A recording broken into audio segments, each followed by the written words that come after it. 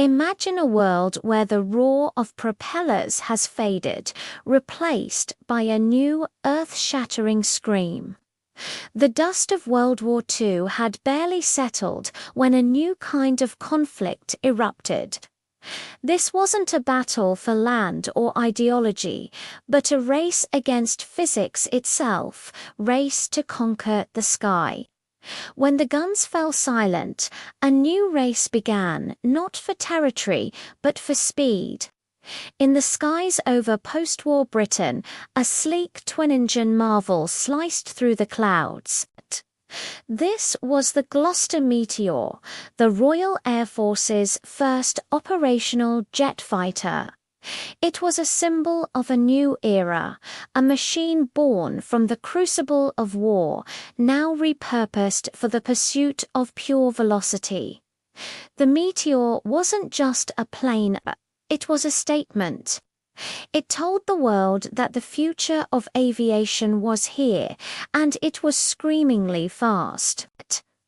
Pilots who had once wrestled with piston-engine Spitfires now found themselves strapped into a machine that felt alive. A silver dart that responded with an immediacy they had never experienced. The rumble of the propeller was gone, replaced by the high-pitched whistle of the Rolls-Royce Derwent turbojets. It was the sound of progress. Across the Atlantic, American engineers were on a parallel path. Their answer to the jet age was the P-80 Shooting Star, a design of beautiful simplicity with a single engine and a clean, streamlined fuselage. The P-80 was a testament to American ingenuity. It became the workhorse of the fledgling U.S. Air Force, proving that jet power was not just a novelty, but a reliable and potent force.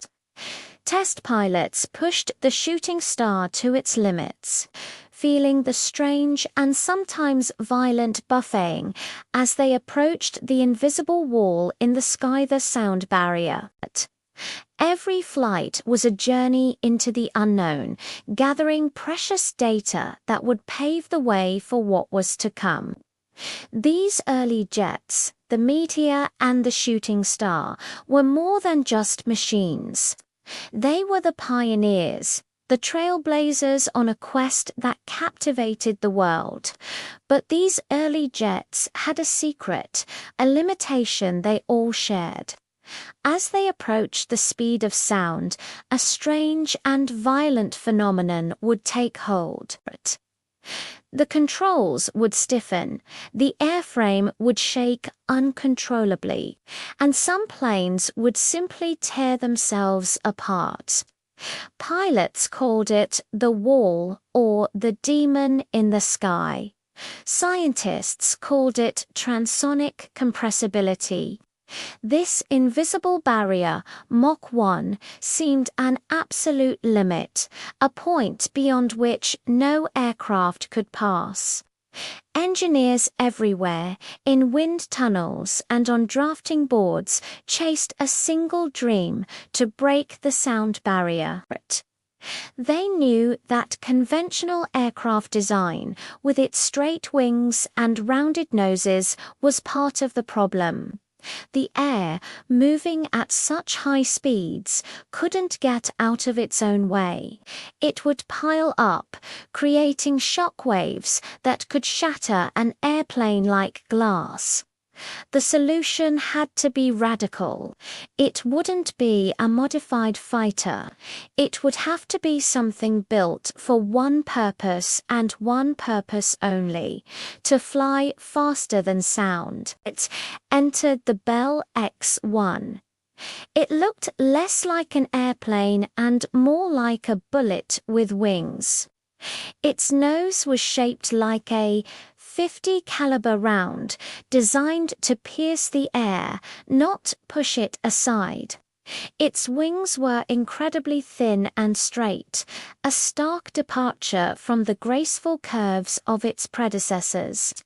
And most audaciously, it was powered by a rocket engine. This wasn't a plane that took off.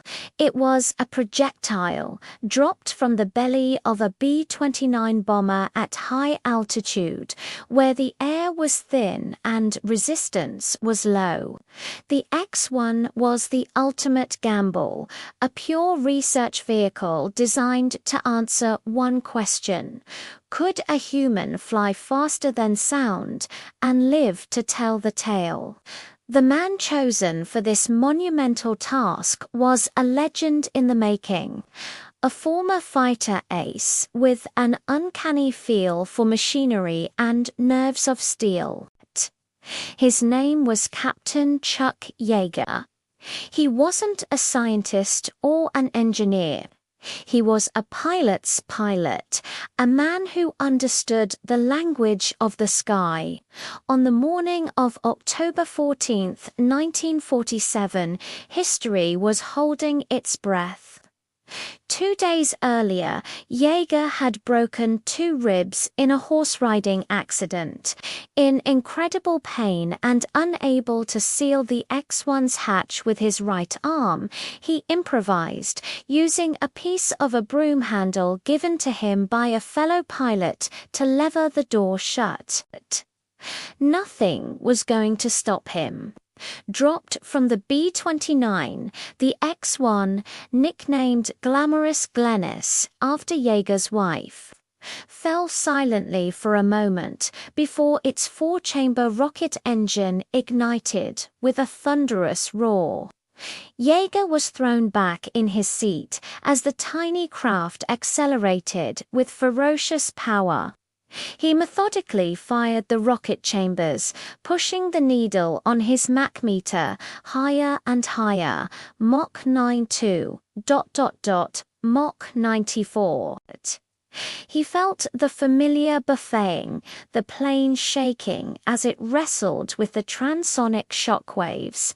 But unlike in other planes, the X-1 was built for this. It held together. Then, as the needle crept past Mach 0.96, something incredible happened. The turbulence vanished, the ride smoothed out. Outside on the ground, the team heard it, a distant double boom that rolled across the Mojave Desert. A sonic boom. The Mach meter in the cockpit jumped past 1.0. Then, in 1947, Chuck Yeager did the impossible, flying the Bell X-1 faster than sound itself. He had not just broken the sound barrier, he had shattered it. For a few glorious moments, Chuck Yeager was the fastest man alive, flying smoothly in a realm no one had ever entered before. The demon in the sky was gone, replaced by a calm, quiet, supersonic flight. The jet age had officially taken flight. Yeager's courageous flight opened the floodgates. The knowledge gained from the X-1 program revolutionized aircraft design. Swept-wing designs, like those seen on the F-86 Sabre and the MiG-15, became the standard, allowing fighters to routinely operate at or near the speed of sound. The race for speed became a race for altitude and performance. The Century Series fighters of the 1950s pushed the envelope even further, with aircraft like the F-104 Starfighter capable of flying at twice the speed of sound. The world was forever changed. Commercial air travel would eventually follow, with the promise of supersonic transports like the Concorde that could cross the Atlantic in just a few hours. The sound barrier, once a terrifying and seemingly insurmountable wall, had become just another milestone in humanity's relentless quest to go faster and higher. It all started with those early jets, the pilots who dared to fly them, and the one man who, with broken ribs and a broom handle, flew straight through the wall and into the pages of history. That incredible leap forward wasn't just a technical achievement. It captured the imagination of the entire world and defined the spirit of the post-war era spirit of optimism, daring, and an unshakable belief that nothing was impossible. Thank you so much for joining us on this journey back to the dawn of the jet age. If you enjoyed this story of innovation and courage, please hit that like button and consider subscribing to our channel for more deep dives into the history of flight. Let us know in the comments what piece of aviation history you'd like to see us cover next. Until then, fly safe.